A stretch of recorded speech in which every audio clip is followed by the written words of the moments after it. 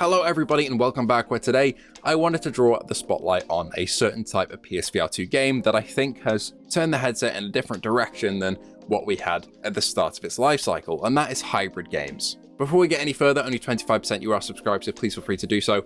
And thank you to our patrons and members that are on screen right now, and I could not do this without them. With that being said, let's talk hybrid games and the strategy for Sony going forward for AAA releases like Hitman. Speaking of Hitman, it was one of the biggest launches we've seen ever for a PSVR2 game in terms of hype.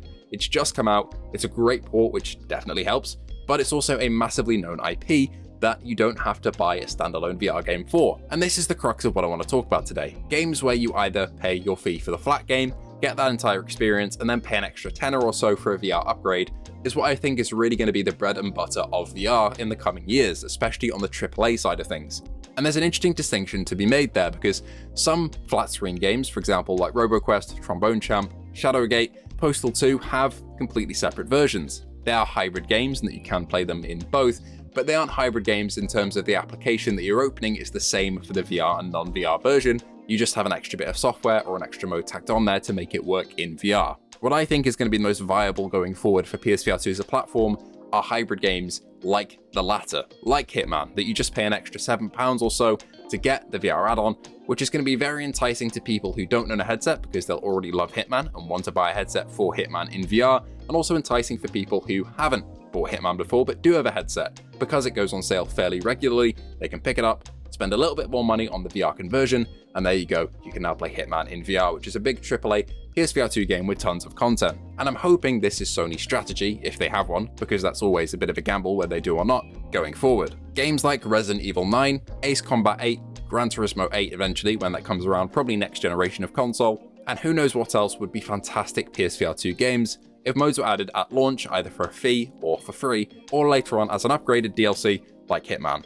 With the hype and success around Hitman, and especially on its reveal, nobody had any idea this was going to be revealed. I remember that state of play being on Brian's show for that, and the reaction to that in the chat and from us was incredible. We couldn't believe that Sony had funded a port like this, but that's the thing. They didn't have to fund an entire standalone game like Horizon. The framework was already there, meaning that the money they had to put into the port was much, much lower. And that really has me thinking forward towards some other PSVR2 games that could get that treatment. For example, PS5's entire AAA library would be such a great thing to get a hold of in VR. Think God of War, either the original or Ragnarok. Think the Horizon flat games, although that might be a bit redundant with Call the Mountain already being a thing.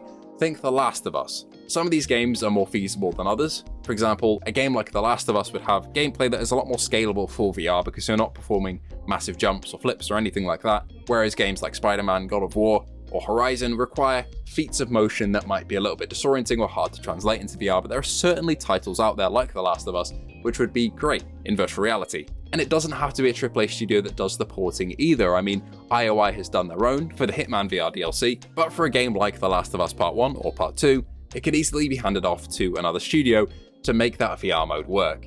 It's not going to ruin the reputation of the main studio if the port doesn't come out so well, because it's being done by a secondary studio, and it would add a whole new depth to some of these VR titles and would get some flat screen gamers to buy VR headsets. I know some people who love The Last of Us or God of War that would love to try them in VR, but obviously can't because it doesn't exist. But with initiatives like this that we've seen for Hitman, that could really open some doors for VR to expand even further. And that's pretty much all I wanted to focus on in today's little ramble, was that I think that in terms of AAA gaming at least, this is the way forward. To have that balance of economic viability, because it doesn't cost as much to make these ports, and quality AAA games to play on platforms like PSVR2. And I hope Sony continues to do so. We heard that before PSVR2's launch, the main push was going to be on these hybrid games that you can play flat and in VR, and while that was fairly true, to be honest, at launch with Resident Evil and Gran Turismo, we haven't seen as many as I would really have liked to.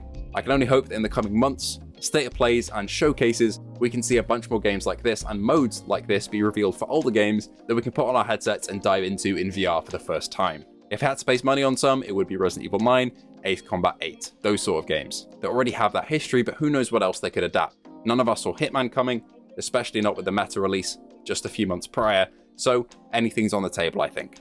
I just hope that Sony is putting the money where it needs to go, in smart places, and not just cutting back overall.